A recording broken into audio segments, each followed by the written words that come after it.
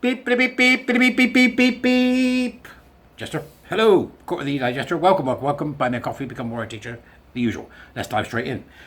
I did a thing the other day about the banks. You know, what's going on with them being arse-wipes, right? So I did a thing about the banks tonight. Do you remember? Where it was revealed that they are being a bit, nefarious. Or manners of naughtiness, right? And the ridiculous government that won't do anything about it. So I've got a sort of update, which is talking more about Stonewall. It's about time we got back to this, because I think that they're at the root of this problem, or they certainly seem to be. And this is another article from The Telegraph by Neil Johnson. So this is an update to that, really, this morning. So this should keep you busy for 10 minutes, or however long it is I managed to waffle on. Let's go. Most high street banks are signed up to Stonewall diversity schemes. Leaders facing questions over links to charity amid backlash over closing accounts of some people with gender-critical views. What you've got to understand here from the outset is that the banks were absolutely involved in this from the very beginning, particularly Barclays. Okay? Up to their nasty little eyeballs in lots of it, the banks. Okay? So others have gone quiet. Lloyds Bank apparently haven't said a damn thing, which is very interesting. But they've been involved in this for a very long time. I remember Barclays Bank interfering in Pride long ago. So the majority of high street banks are members of diversity schemes run by the controversial charity Stonewall, The Telegraph can reveal. Leaders are faking questions over their links to the charity amid a backlash over closing the bank accounts of some people with gender-critical views. Right, so just so everybody gets it, because it may not be that everybody does, this Stonewall scheme, now I've seen this in operation. I've seen people putting together the paperwork that goes with it. It's insane, the amount of work it requires.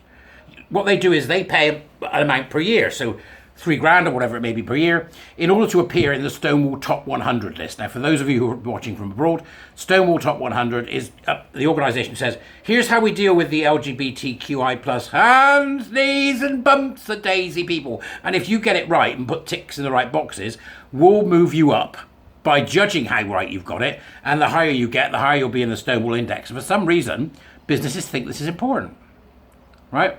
Probably because they're thinking, oh, that's what our customers want. They want us to be seen to be good business. Just really. But while we're at it, we'll go and do some business with, regimes that you'd rather not know about. So a lot of it is hypocrisy.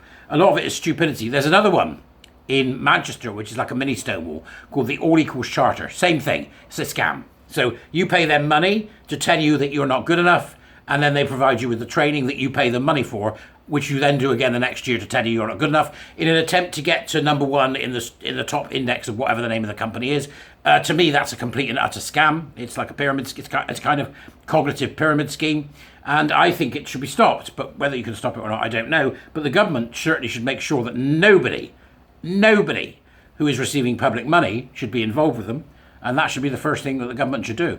No government organisation, no public organisation, NHS, nobody was able to do anything like that. All these charters have to go, every single one. That includes Athena Swan and the new race charter, which are essentially all the same thing, right? So it's all the same business model. Give us the money, we'll tell you how good or bad you are. Give us the money for the training, then we'll tell you how good or bad you are. We'll mark you according to how good or bad you are, and then you'll give us the money.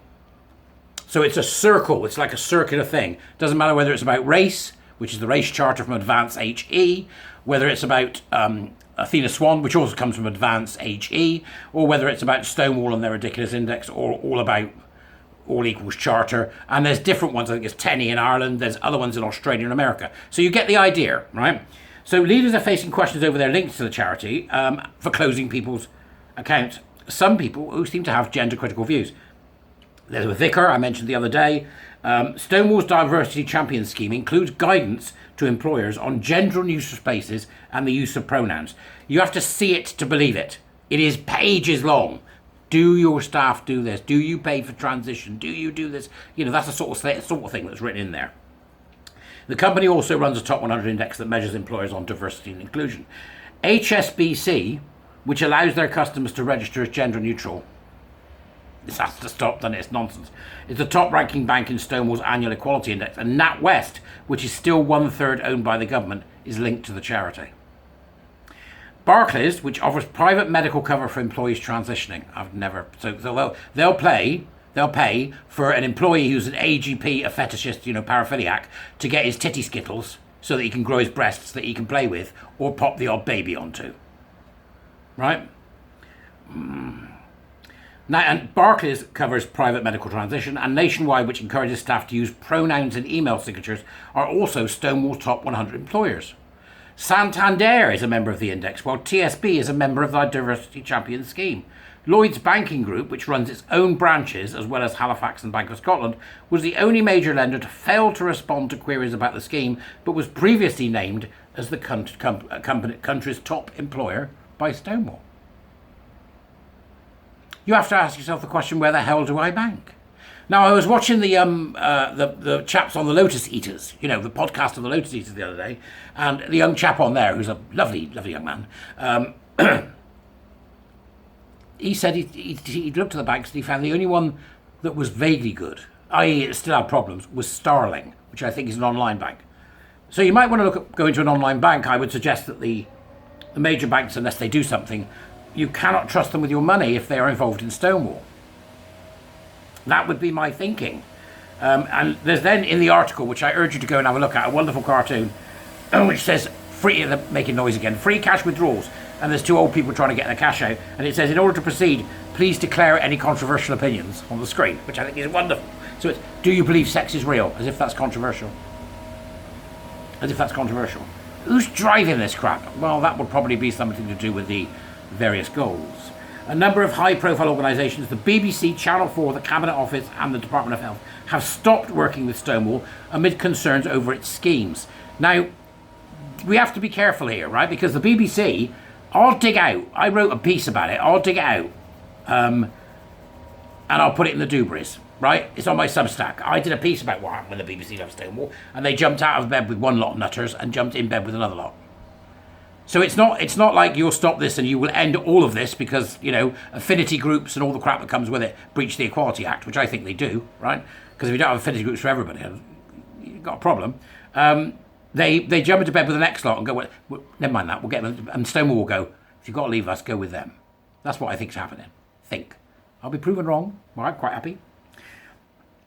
Guidance has included describing mother as a parent who has given birth. Well, we've got mother as a parent has given birth. We've got some twit on television saying it's hard being a mother and my water wheel's expensive. I've got a nipple fetish. I think that's what it ended up being, wasn't it? Some kind of fetish. Did they find a picture of him putting his nipples with a washing line and a couple of pegs? I don't know. Maybe. So guidance said, parent who has been given birth, to remove gendered language and to allow those who self-identify as women to use female toilets and changing rooms. For God's sake. Why do they say this? To allow those who self-identify... So it should say, to allow men who think they're women. The Information Commissioner has previously found that the Index and the Diversity Champion scheme allowed Stonewall to exercise a significant degree of influence over the policies that participating members operate. I mean, that's no small cheese, is it? The Information Commissioner, a significant degree of influence over the policies that participating members operate. So they're influencing the business. Joe's Butcher doesn't do this. Around the corner here with 8 employees, yeah? The little guy running a construction company with not 25 employees, it's the big guys, isn't it, right? You have to be a corporate to do this properly because you have to be so big you can't fail. Because that's the kind of luxury they can afford then, is to start telling their people what to think, start treating their customers like they're aliens because they think sex is real.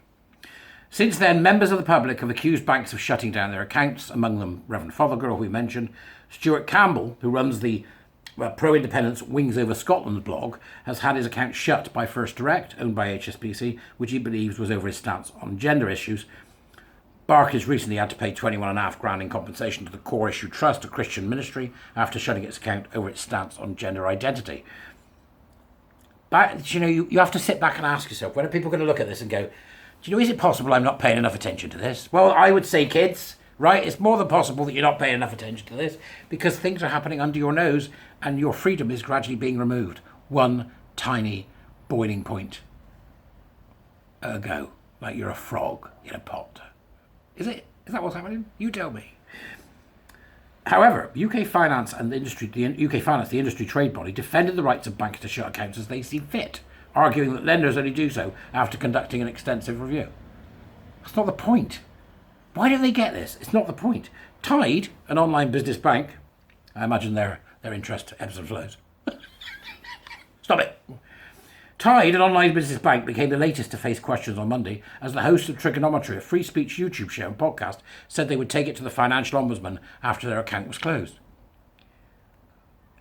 Konstantin Kissin, one of the hosts, said that he had been told the issue was because of the podcast, which has more than 500,000 subscribers, receiving donations, but added that this doesn't seem to be a very credible explanation. Who are the bank to tell who they should receive donations from?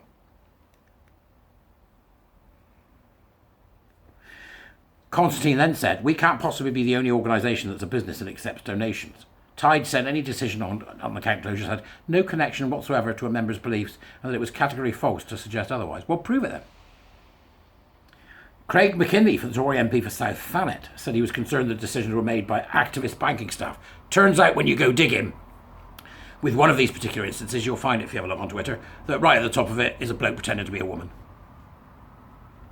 We don't get it, do we? We don't get how far this rot goes, yeah, with these LARPing men, okay? With most banks signed up to Stonewall, one wonders if too much discretionary power now sits with some activist banking staff. He said that diversity, inclusion and equality works both ways, including the right to a variety of opinions in a free society. No, it doesn't. Right? And the sooner you get your head round that, the better. Right? Diversity, inclusion and equality. It's not equality, they use equity. So it's diversity, inclusion, equity, or die as I call it. You have to understand that that is a political movement that I think should be being looked at by Prevent. Where are you? Prevent. Because this is what this is. I've spoken to them, I've emailed them. Nothing. They think I'm mad. Which, of course, I may well be. On Monday, Mr Farage said there was no coincidence about banks signing up to Stonewall membership and shutting down the accounts of those who were gender critical. A spokesman for Stonewall said that it did not pressure banks on operational decisions. No, just procedural ones, eh, Stonewall? Get the procedures that affects the operation.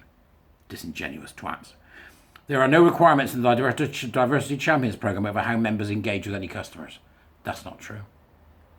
The very fact that you expect people to put he, it, they, ZZ, zerp, fat, thin in their email signature, that's engaging with customers. You know damn well what you're doing, you liars. We do not seek to influence operational decisions for any diversity champion on matters such as these. Yes, you do. It's exactly what you do. You go in and train their people. Lying, right? Lying, sue me. You're lying.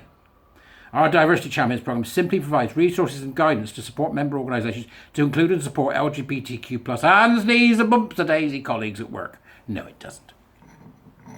It's the lies, isn't it? They constantly damn well lie. This isn't going away. The government needs to do something. Go and have a look at the article. Let me know what you think. I did like the cartoon. That made me laugh. Anyway, go on. That's enough. I'll see you later. Take it steady. Bye.